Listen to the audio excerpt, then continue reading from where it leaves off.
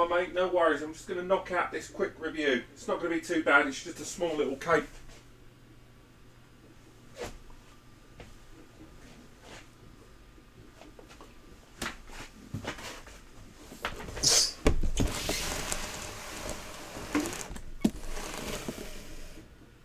What the f...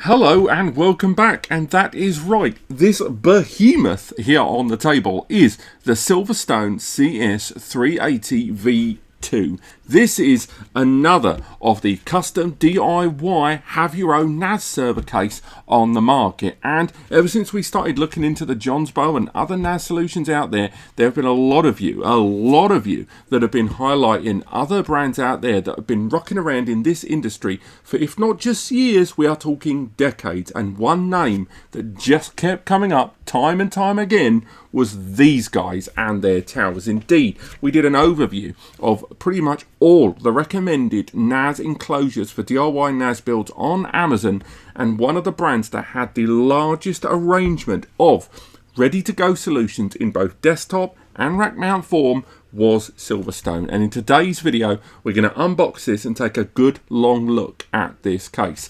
But a few disclaimers straight out the bat. Number one, this is not a build video. We are working with Silverstone for this case. They've supplied this case to us. I hope we get to keep it. And we've also contacted a brand called Icy Dock in order to get hold of some docks to go inside this. Ultimately, we want to build one of the most fully populated desktop storage builds out there. And for that, we needed a desktop casing like this one, but also the ability to add even more. But more details on that build later on. But for now, let's take a look at this.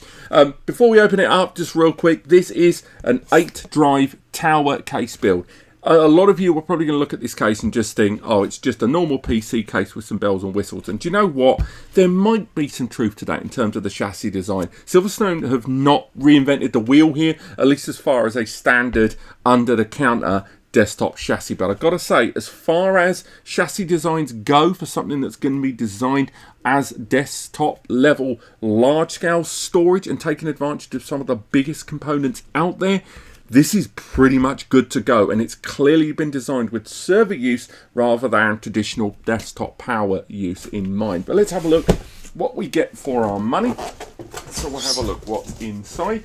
Again, it doesn't include a controller board, doesn't include any network connections. We are talking solely here about a device that gives you the casing to fill with your own NAS server stuff of choice. In the UK and Europe, you're looking at about 150 to 160 euros. In the US, however, I've seen pricing jump quite significantly higher than that. I've seen this knocking around for 199, maybe even 230, 250 in terms of dollars on a multitude of different websites out there. Even though they've got locations worldwide, I was kind of surprised at the deviating price point looking around. We open this up, and I'll be straight with you. Protection wise, given points, this thing is pretty well protected. Again, we've got nothing else in the box to be concerned with, so we're assuming any manuals or cables are going to be inside the chassis itself. So we'll get that on the table, get some of that through. So yeah, at the moment they're doing pretty well for protection in transit. There on there. Again, I'd love to talk about the size of this thing, but let's be realistic about this. It's a desktop PC casing scale. Oh, there's our manual there at the bottom. Find out what accessories we have, and mainly, we've got our instruction manual.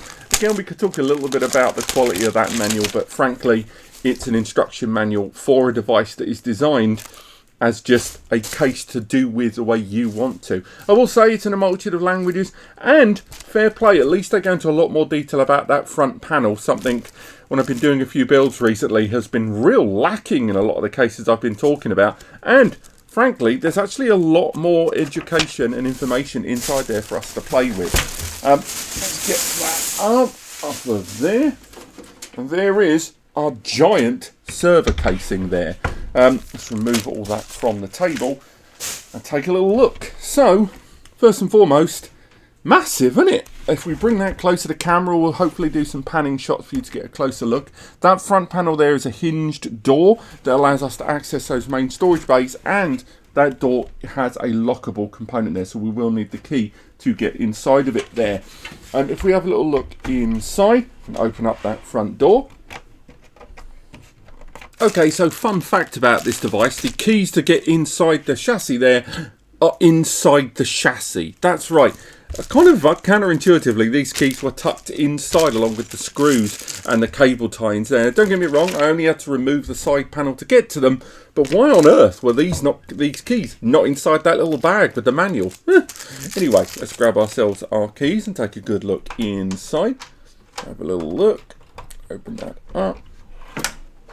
And there we go. Now we've got access to the front of this chassis. Remember, this is empty, so it weighs nothing at the moment, but straight away we can see what makes this system pretty much better, I would argue, than a lot of just utilising traditional old style PC cases for your DIY build. First and foremost, you've got those two panels there. Most PC cases have done. That's a couple of 5.25 inch slots there that are going to be utilised when we do our IC dock installation, where we're going to be taking advantage of multiple 2.5 inch SATA 7mm height slots, and we're going to be taking advantage of M.2 enabled caddies to go in there. Again, we're going to be using some adapters and cards internally, but more on that later on. But on top of that, we've got a couple of USBs here and the audio in and out. I'll say with the USBs, they are USB 3.2 Gen 1, unfortunately there, which is a bit of a shame when we're seeing an increasing demand for that 10 gigabits per second connection there. But again, this is a version 2 of a case that already existed. I was trying to look into what exactly the version 2 of this brings over a version 1, and from what I could see, a lot of that was to do with ventilation on this, something I'm going to have to talk about later on.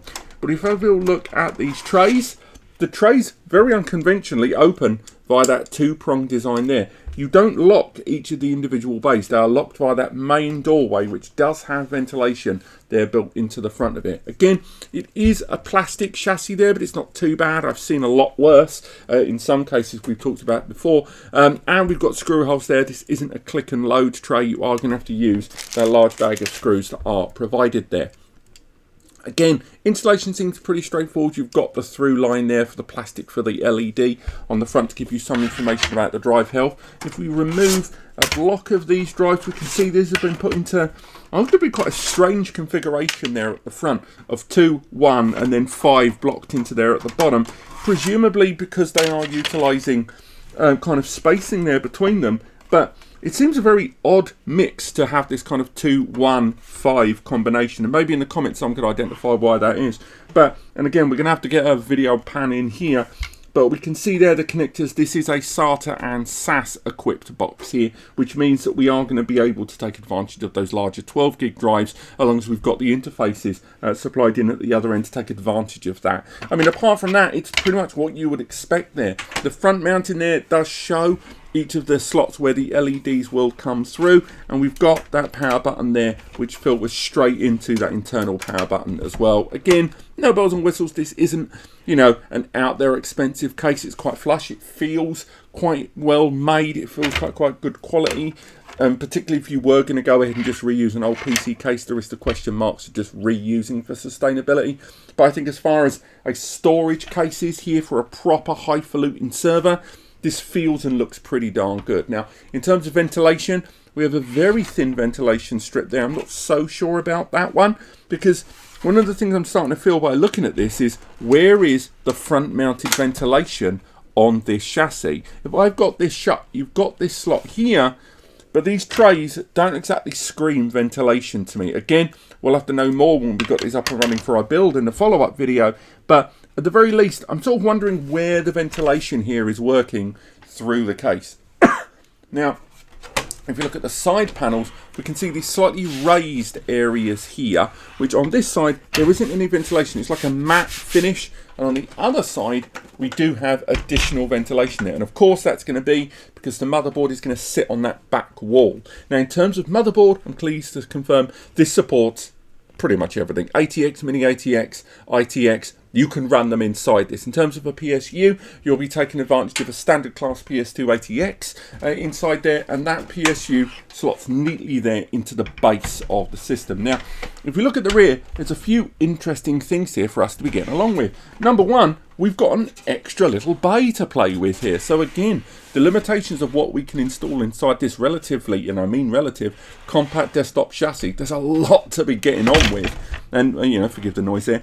Another thing that's really intriguing, all of those lovely PCIe slots. Again, for a PC case, this isn't going to blow you away, but for a NAS server case, when you're looking at network interface cards, when you are looking at including cards for adding even further storage, thanks to storage combo cards like this one, you're going to be able to add quite a significant amount of M.2 NVMe storage. Obviously, you're going to be bound in by, you know, the lanes of the MoBo and the CPU you choose to use, but there's still plenty to be getting on with. But one thing I am slightly concerned about there, again, is this question mark of ventilation. They clearly made changes in this V2. When you look at a lot of the reviews of the V1, one of the kind of overarching themes people had was to do with the ventilation of those main drive bays. If you look at the base of the system, they have integrated this mesh panel here. This mesh panel, presumably, it's going to allow even further air input, and it's got the guard there to collect any kind of extraneous dust and stuff that's getting drawn up through that fan there at the base.